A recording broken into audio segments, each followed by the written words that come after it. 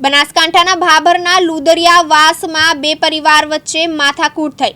ડાકોર પરિવાર વચ્ચે રસ્તામાં જતી વખતે થયેલી સામાન્ય બોલાચાલીએ ઉગ્ર રૂપ ધારણ કર્યું અને કેટલાક લોકોએ ધોકા લાકડી અને તીક્ષ્ણ હથિયાર વડે હુમલો કર્યો। બંને પરિવાર વચ્ચે માથાકૂટ થતા પરિવારના સભ્યો ઈજાગ્રસ્ત થયા। સમગ્ર મામલે ફરિયાદ નોંધાતા આરોપીઓની ભાભર પોલીસે અટકાયત કરી।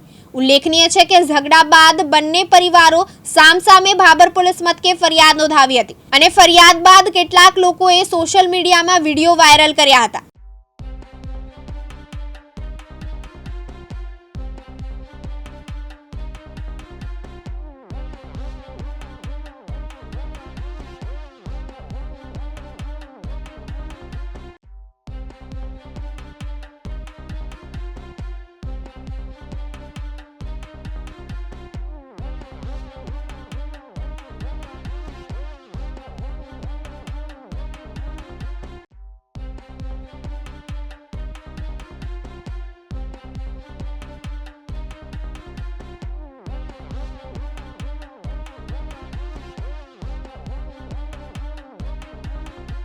ગઈ તારીખ 20/5/2025 રાત્રિના આશરે 10 વાગ્યાના બનાવે ભાભર પોલીસ વિસ્તારમાં લુદરિયાવાસ વિસ્તાર આવેલ છે। ત્યાં ઠાકોરના બે પરિવાર વચ્ચે એક બનાવ બનેલો છે, જેમાં તપાસ દરમિયાન એવી હકીકત જાણવા મળેલી છે કે સુઈગામ રોડ ઉપર જે જમીન આવેલી છે તેમાં ભાઈએ ભાગ જમીન છે, તેનો એક વિવાદ ચાલી રહેલો છે।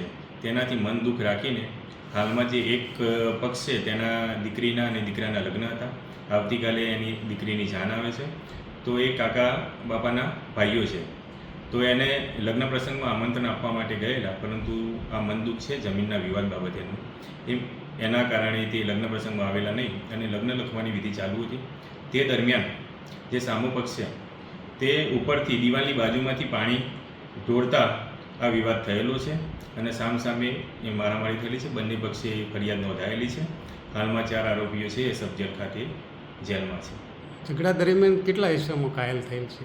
બંને પક્ષે થઈને નાની મોટી 10 માણસોએ સારવાર લીધેલી છે।